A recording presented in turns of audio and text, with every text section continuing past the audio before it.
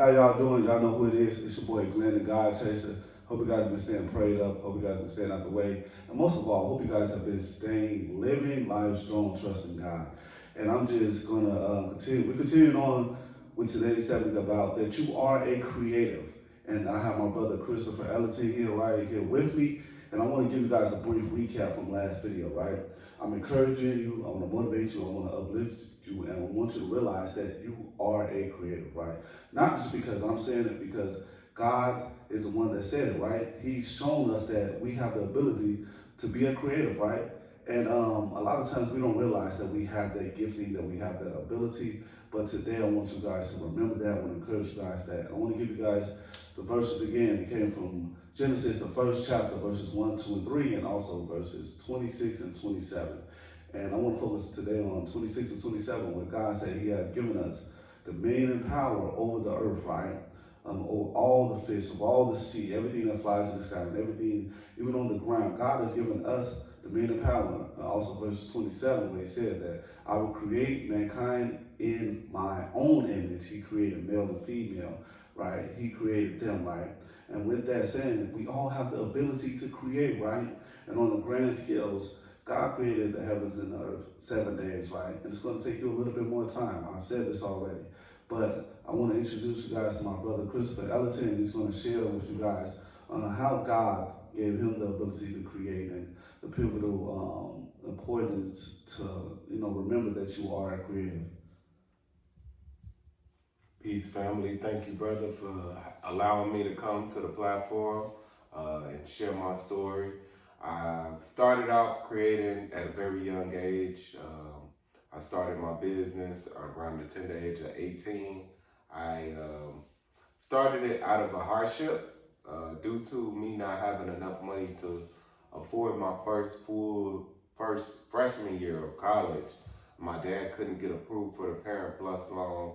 I was forced out of school for as little as $6,000 short of a payment. So with that, that painful, that stressful situation, I then turned it around and navigated toward what could I do. So I applied the knowledge that was given to me at the institution, and I went to 69 West Washington, and I started Christopher J. Ellington Incorporated. Now, Christopher J. Ellington Incorporated has since then, it started out just me just really pretty much taking my knowledge and applying and putting it on paper. But it also was a declaration, like a declaration to starting something fresh, something new, something outside of myself, which has been able to live on and reform itself today into the Ellington Firm LLC, which is a full services financial services firm, which is covering the areas of budgeting, taxes, credit, investments, funding, business development. So what we do is we create, financial plans and facilitate different and help people navigate business owners alike through financial hardships. We give out, guidance when it comes to financial coaching, loans, taxes, credit, and it's a powerful tool, if finance is used correctly, especially in this country of America that we have. You can, go pretty far if you know what you're doing. Mm. So, Chris, my first question is what type of thoughts were having, in that moment when you found out, you weren't going to be able to continue school, or the thought process you had, in moving forward in creating Christopher Ellington Incorporated? Well, my thought process initially, it was, hey, what are my options? I was looking at all of my different options. It wasn't really many that was available to me at the time. Once my dad couldn't get approved for the loan, I had taken as many loans as I could as a student. It was painful, stressful saying that, because we were taught, hey, you go to school, you get good grades, go to college, and you get a degree and get a job and have a happy life, living out the American dream. But that American standard, or that American, what they call dream, is marketed, it ain't necessarily working out for everybody. So I was faced with lots of different stresses and strains in regards to, hey, how and why, I'm not able to move forward. So when I talk to God and I, really petition God and say, look, God, come to me. I want to know you. I want to, realize you, have a realization of you in the spiritual and the natural. And that's what birthed and grew and kind of took me out of the situation where I was able to take a leap of faith, use the power of God, my creative power ability to take that leap of faith and go ahead and start my business. I went down and applied the knowledge and applied my skills, and I continue to serve and grow and help people because that's how it all kind of got started. It was just me, people coming to me with problems, different areas that they need help with, and me using my God-given talents to help them navigate through it. Thank you. And my next question is, what were some of the things that you were speaking on a daily, like when you're waking up, complaining and murmuring at first, what were you saying as you began to move forward and, creating what God gave you? What were you actually speaking of your life at that time? Well, I was actually quite confident, me being young and new to the world. I was, hey, I got a business, I'm legitimate, I can do it, I can serve you, I can deliver. People call and they make requests, and people kind of, that's like a contagious feeling. So when they say, hey, you can do something for them, they believe you. And hey, you could do it, that's happy. They happy to hear the good news, share the good news, and the performance and the execution of your promise or your delivery is really what becomes fulfilling. They begin to, you see people very happy, and then they refer other happy clients that you could service, family members, friends, and it just grows from there. And I'm able to get paid, and people able to get served. So it just works out very well. Amen. Thank you for that, brother. I like what you said. You began to talk to God, and you gained that confidence. You know what I'm saying? God gave you the confidence, and you said you were young, and I think you need a lot of that when you are creating, right? You need that confidence, you need that zeal, you need that endurance to continue to move forward, and you're seeing the good response from people as you begin to serve and you begin to move forward in what you were doing, and I think that helps when you realize I can do this, and I have the ability.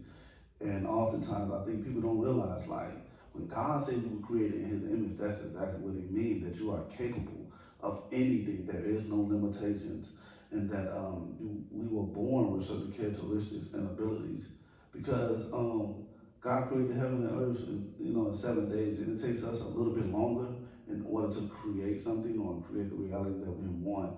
And things happen in life, like you said, you couldn't continue to move forward in school because of certain financial reasons, but that didn't stop you. You know what I'm saying? And that's very important and pivotal. Why creating? Because you're gonna come across obstacles and financial reasons. People get sick, people die. Things happen in our lives that ultimately might dismay us from creating. And my next question is, I know you said you went to school, but what other actions did you take in order to create your the thing that God gave you? Well, the actions were daily actions, like consistency. Being constantly consistent in business, consistently picking up the phone, continuing to serve, people, even after they, may not, you may not feel like it, but you go ahead and you do it anyway. And that's what pretty much built up, my practice and me continuing to grow in that responsibility sense. I was responsible and people held me accountable for, different things. And money is a tool, people use, and it's a very important tool to, it could be life-changing depending on how your situation is shaped due to your financial circumstance. So that was something I always took very serious, people hardships and different things that they were trying to navigate through. And it was something you spoke on just kind of briefly about continuing on, despite, the things not necessarily going away and going through like life-changing instances. And I hadn't really shared in the previous, but I had to, not only did I, have to get started, it was hard getting started, but right in the middle of my growth pretty much, that's when I became blind. So I was sitting in front of my office, living out my passion, my purpose that God called me to do. And I was feeling just a feeling of gratitude, a feeling of gratefulness. I was, my business was thriving. I was able to, get my dream home, dream car, everything was all in reach, and attainable, and I had attained certain things, and all of a sudden I was hit. I was outside my office, and I got shot twice in the head, once in the knee, and that's for that reason I'm still blind to this day, and I never really found out who did it or what, when, why, but instead of me going into the why, it was the God in me, me knowing God and having that relationship with God that said, what, God, what is it that you want me to do with this new assignment? What is it that you're calling me to do? Because I've already, established my purpose. I've been living throughout it. And I had to redefine my purpose. I had to say, hey, this is my purpose, but I just got, a traumatic impact that just came and just hit me all of a sudden. And like, how am I supposed to do these things that I was once doing with these new or different abilities that I have? I don't no longer have my sight, to depend on and do the work in the same fashion to which I have been doing it.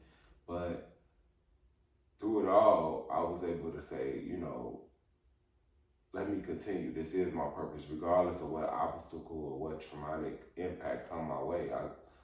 I was able to say, hey, I'm not going to close my business just because I was, basically attempted murder in front of it. I just kept going. I used the power to say, hey, well, think about all the stripes and the different things, the obstacles that, Jesus went through on his walk here. Mm-hmm. And I was able to take that and use that as strength, use that pain and turn it into purpose and passion, and and take all the pressure and transform it into progress. So as I'm going through this, I had to not only just kind of not like redevelop, but more so reestablish and say, hey, regardless of what the situation may look like, I'm going to continue on in my purpose.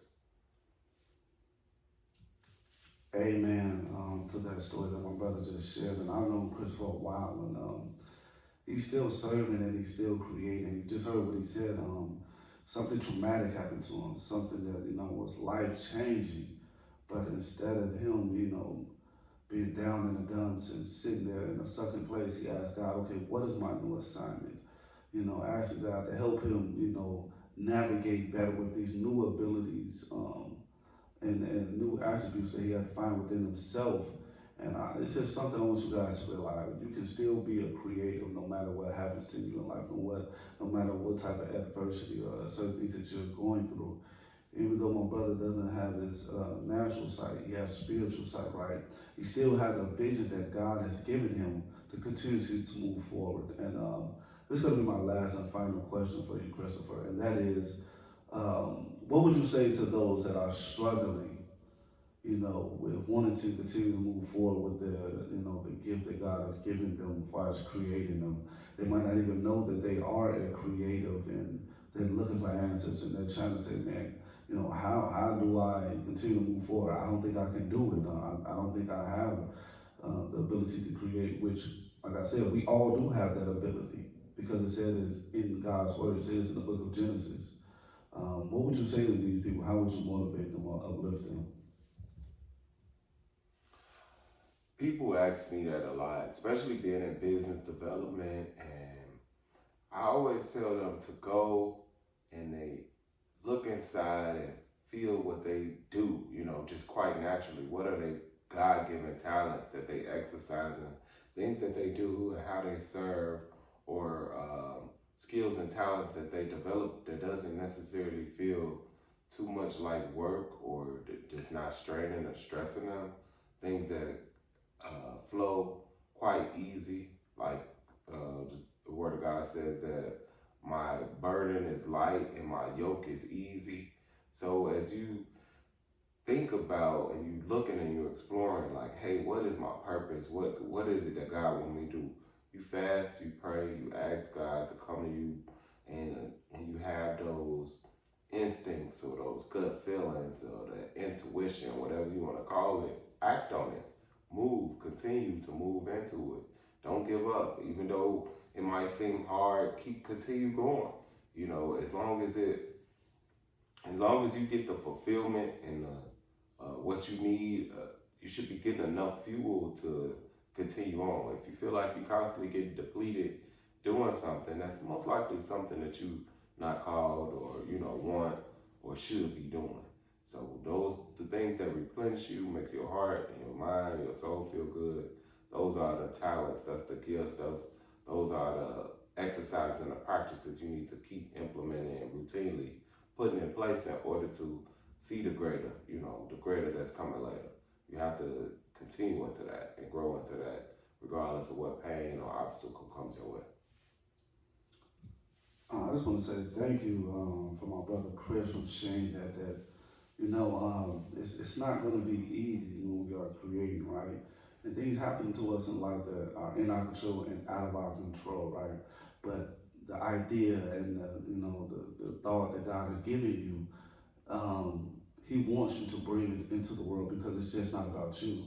It's about us, giving that gift of creativity to someone else. And if you notice, everything was created because someone had an idea that God has given them, whether it might have been a car, a plane, like I stated, a ship, a table, a chair. These things were created by someone, right? And I want to encourage you guys on today to continue to live life strong, trust in God, and to remember that you are a creative. And I just want to say thank you to my brother Christopher Ellity for joining me on today and expounding on that. You have the capability of creating no matter what life throws at you. It's your boy Glenn the God Chaser. We have my brother Christopher Ellison. Live life strong, trust in God. Like, share, comment, and subscribe, and check my brother's business out. And you guys have a good one.